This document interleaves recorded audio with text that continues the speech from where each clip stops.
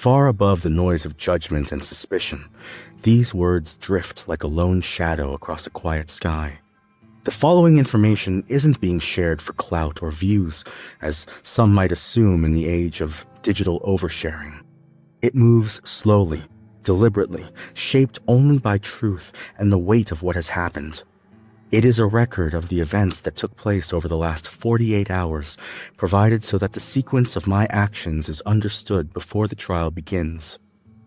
In the dim spaces where reports fail to shine, where only the one behind the wheel can truly see, the details settle like dusk along a distant ridge. There are things the police will miss in their reports, and there are details that only someone sitting in the driver's seat could possibly know. Stop here. I've spent the last 3 years working for a logistics company that doesn't have a name on its building or a logo on its trucks. We deal in specialized transport, which is a polite way of saying we move things that people would rather not explain to a customs official or a standard courier.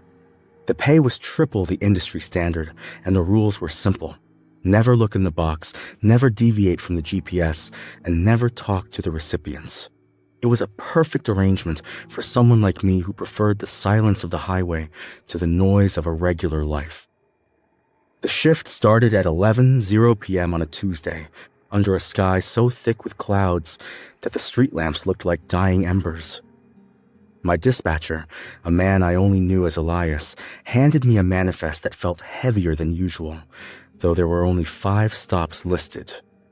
He didn't look me in the eye, which was common, but he lingered by the driver's side door for a second longer than he should have. He told me the client was paying a premium for precision tonight, and that timing was more important than the cargo itself. Far away from the city's glow, my first delivery waited a small wooden crate wrapped in heavy industrial plastic that carried the faint scent of cedar and stagnant water. The GPS guided me deeper into a suburban neighborhood long past its prime. I rolled to a stop before a house with windows sealed by boards and a yard swallowed by waist-high weeds and rusted machinery. According to the quiet clock glowing on my dashboard, I was meant to leave the package on the front porch at exactly 11:43 p.m. As I stepped onto the porch, the wood groaned under my weight like a living thing in pain, making my skin crawl. I set the crate down and noticed a small, faded sticker on the doorframe that read, "Crime scene, do not enter," dated 10 years ago to the day. A cold shiver traced its way down my spine, but I told myself it was just a coincidence, a leftover relic from a neighborhood gone to seed. I took the required confirmation photo, making sure the timestamp was visible, and hurried back to the safety of my idling van. The second stop was even more remote, a gravel pull-off near a bridge that spanned a dry creek bed about 20 miles north. The package this time was a long, thin cardboard tube, the kind used for architectural blueprints or posters, but it felt oddly weighted at one end. I reached the bridge at 12:15 a.m., the exact time specified on my manifest, and placed the tube near a concrete pylon marked with faded graffiti. It wasn't until I was walking back that I realized this was the site of the Creekside disappearance that had dominated the local news back in 2016. I sat in the driver's seat for a long moment, my hands gripping the steering wheel until my knuckles turned a ghostly white. The realization was starting to settle in my gut like a lead weight. I wasn't just delivering packages, I was visiting memorials. Every location on my route was a site of trauma, a place where someone's life had been violently interrupted exactly a decade prior. I wanted to call Elias to demand an explanation or quit right then and there, but the contract I'd signed had clauses that made, quote, early termination sound like a threat. The third package was a heavy, square box that rattled with the sound of glass or ceramic shards sliding against one another. The destination was an old, defunct gas station on the edge of the county line, a place where a double homicide had occurred during a robbery years ago. As I placed the box on the oil-stained pavement, I noticed the seal on the plastic wrapping had been slightly compromised, revealing a flash of silver inside. It looked like a trophy, or perhaps a piece of jewelry, polished to a mirror shine and looking far too clean for its surroundings. Far above the green hills and quiet forests, a small cloud floated alone in the blue sky. Now, listen closely, because this is where the night begins to tighten its grip. The silence of the night was beginning to feel heavy, pressing against my eardrums, until every snap of a twig sounded like a gunshot. I found myself checking the rearview mirror every few seconds, convinced that a pair of headlights would appear in the distance, following my every move. The air inside the van felt stale, recycled, but I was too afraid to roll down the windows and let the outside world in. And I kept thinking about the premium for precision Elias had mentioned, wondering who exactly was watching the clock. Stop here. By the time I reached the fourth stop, an abandoned playground at the edge of a state park, my breathing had become shallow and erratic. The package was a soft-sided bag, heavy and yielding, which I deposited on the base of a rusted merry-go-round at 1:30 a.m. I didn't need to check the news to know what had happened here. The local legends about the playground stalker were common knowledge. The bag sat there in the moonlight, looking like a discarded piece of trash. But I knew it held something far more significant to whoever was orchestrating this. I returned to the van and looked at the manifest for the final delivery, my heart hammering against my ribs like a trapped bird. The address was unfamiliar at first, just a set of coordinates and a street name I didn't immediately recognize in my panicked state. I punched the data into the GPS and watched as the little blue line mapped out a route that took me back toward the residential heart of the city. As the map zoomed in, a cold, paralyzing wave of dread washed over me, turning my blood to ice. Far above the green hills and quiet forests, a small cloud floated alone in the blue sky. But tonight, my story drifts somewhere far darker. The final destination wasn't an abandoned building, a bridge, or a park, and it wasn't a place I had ever seen on the news. No, it was a modest 2-story house with a blue door and a small garden I had spent the last 5 years painstakingly maintaining. The GPS screen glowed in the darkness of the cab, casting that cold light across my hands, mocking me with a destination I knew better than any other place on Earth. According to the timer on the screen, the delivery was scheduled for 2:00 a.m., exactly 3 minutes away. Stop here. My mind raced through every possibility, trying to find a logical explanation that didn't involve me being the center of a sick game. I thought about the first stop, the crime scene from 10 years ago, and tried to remember where I had been on that exact night. A hazy memory of a party, a long drive, and a gap in my timeline began to surface.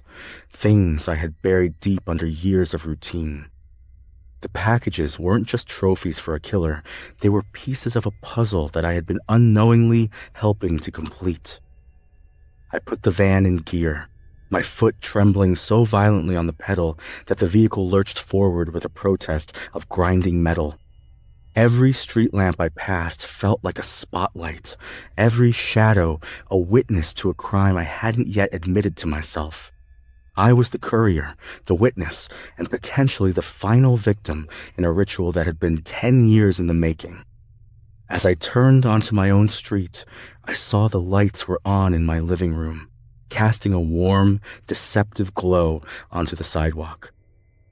I pulled the van to the curb, leaving the engine running as the vibration rattled through the floorboards and up into my teeth.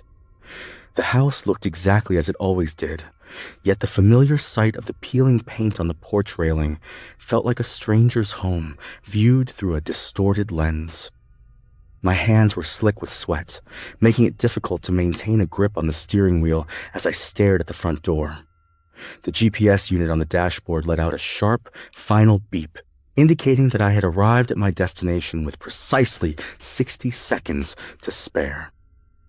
The final package sat in the passenger seat, a small, velvet-lined box that felt disproportionately heavy for its size.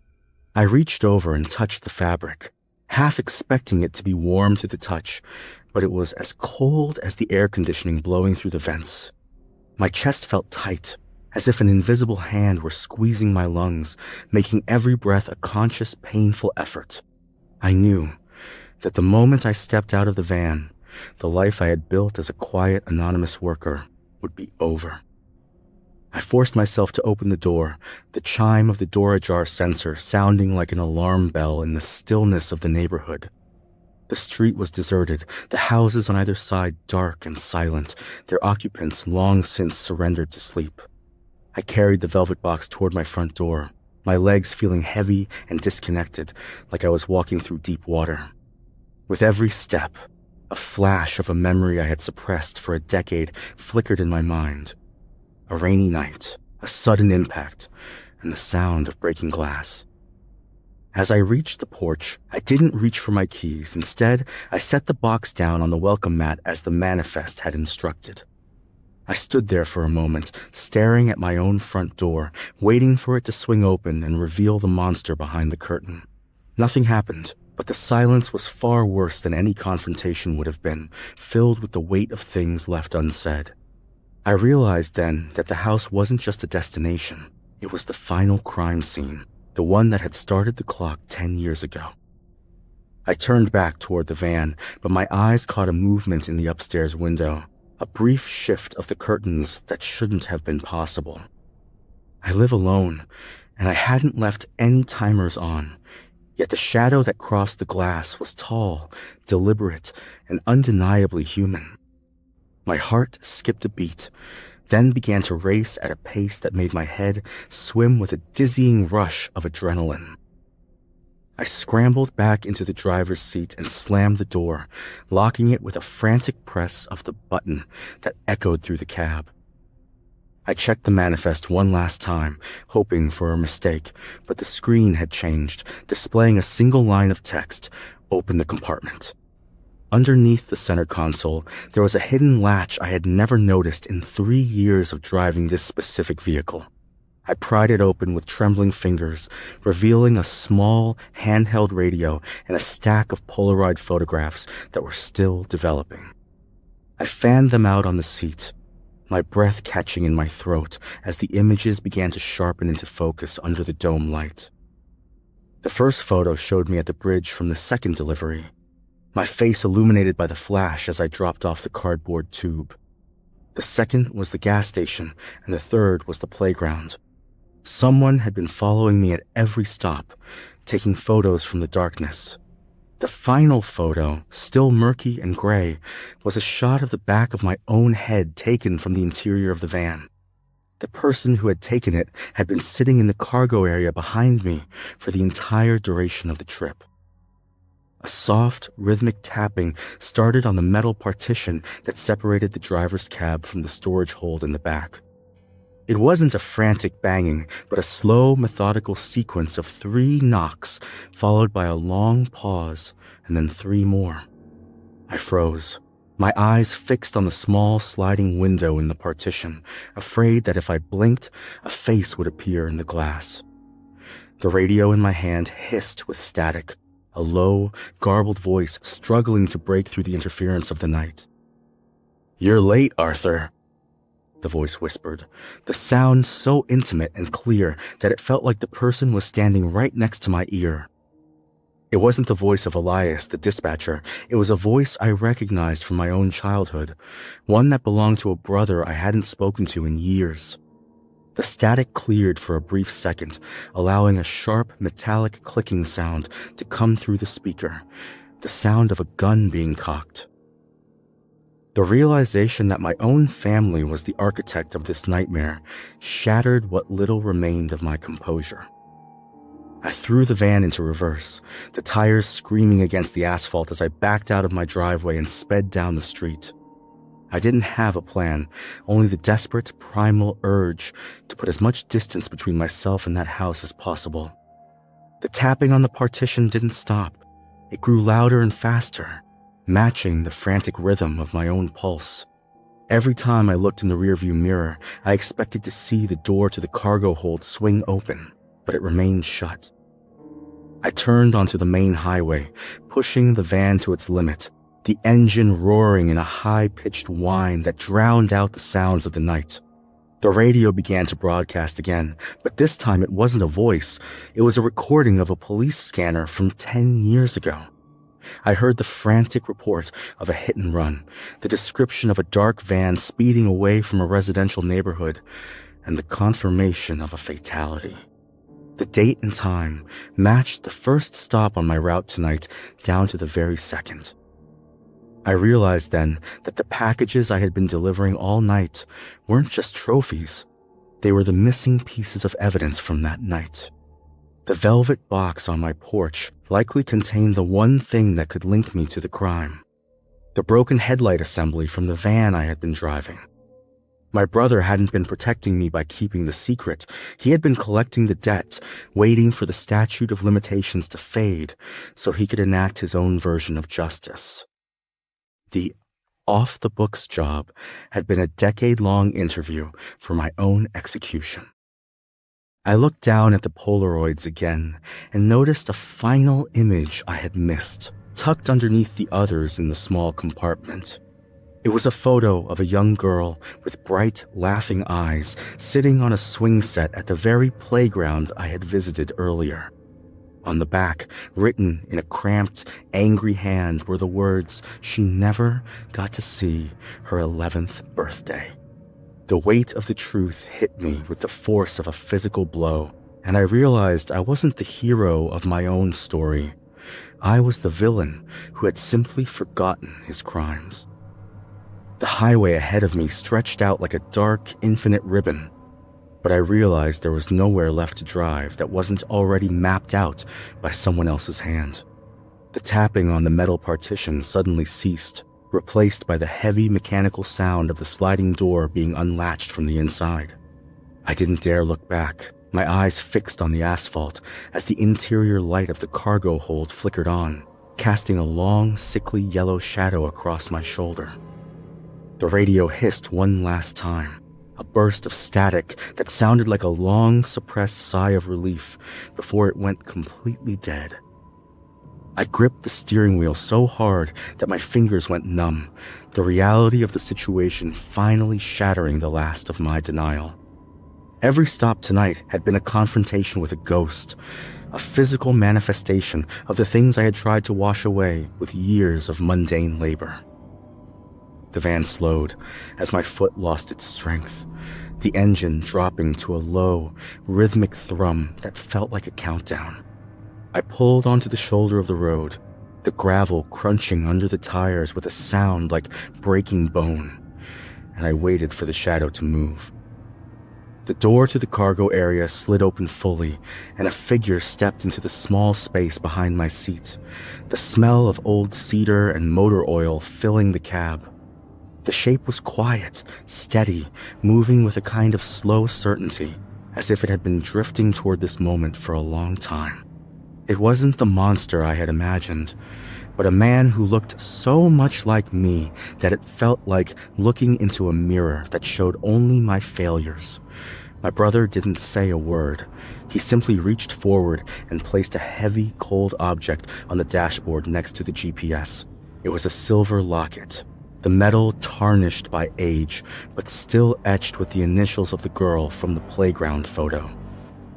I looked at him then, seeing the decade of grief and calculated rage that had carved deep lines into his face and turned his eyes into hollow pits of shadow. He wasn't there to kill me. I realized with a sickening clarity. He was there to make sure I finally saw the world I had created by driving away that night. The sound of distant sirens began to wail. a low, rising howl of sound that signaled the end of the long, silent decade I had spent in hiding. He simply stepped back into the darkness of the van and closed the door, leaving me alone with the locket and the truth. Far above the green hills and quiet forests, a small cloud floated alone in the blue sky. The cloud was round and soft, with a shape that changed slowly in the breeze. Each day, the cloud drifted over mountains and valleys, over lakes and oceans, watching the world below with silent wonder. The cloud loved to see the rivers. They danced and sparkled in the sunlight, winding through the land like silver ribbons. Birds flew with them. The flashing lights of the patrol cars began to reflect in my mirrors, painting the interior of the cab in rhythmic pulses of red and blue. I didn't try to run, and I didn't try to hide the evidence that was now scattered across the passenger seat like a confession. I reached out and touched the cool metal of the locket, finally allowing the memories of that rainy night to flood back in until they drowned out everything else. The midnight courier had finally finished his route, and the last package had been delivered to the only person who truly deserved to receive it. The officers approached the van with their weapons drawn, their voices a distorted blur of commands that I no longer felt the need to obey or resist. I felt a strange, hollow sense of peace settle over me for the first time in 10 years, a release of the pressure that had been building since that first impact. The ritual was complete, the trophies were returned, and the silence that had followed me for a decade was finally being broken by the sounds of a world I could no longer avoid. I opened the driver's side door and stepped out into the cold night air, my hands raised and my head finally clear. As they pressed my face against the cold metal of the van, the same van that had been my sanctuary and my prison, I looked toward the cargo hold one last time. The back was empty, the sliding door latched tight, with no sign that my brother had ever been there at all. I realized then that he hadn't been in the van tonight, just as he hadn't been at the crime scenes or the playground. He had been dead for 5 years, but his memory and my own suffocating guilt had finally driven me to the end of the road. I watched as the forensic team began to bag the items I had spent all night delivering, their movements efficient and devoid of the emotion I was currently drowning in. They didn't see the ghosts or the rituals.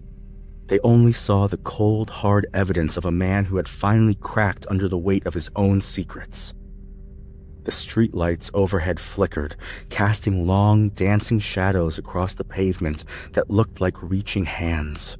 I closed my eyes, letting the darkness take over, knowing that for the first time in a decade, I wouldn't have to look back. The world feels much smaller now that the walls are made of stone instead of shadows and silence.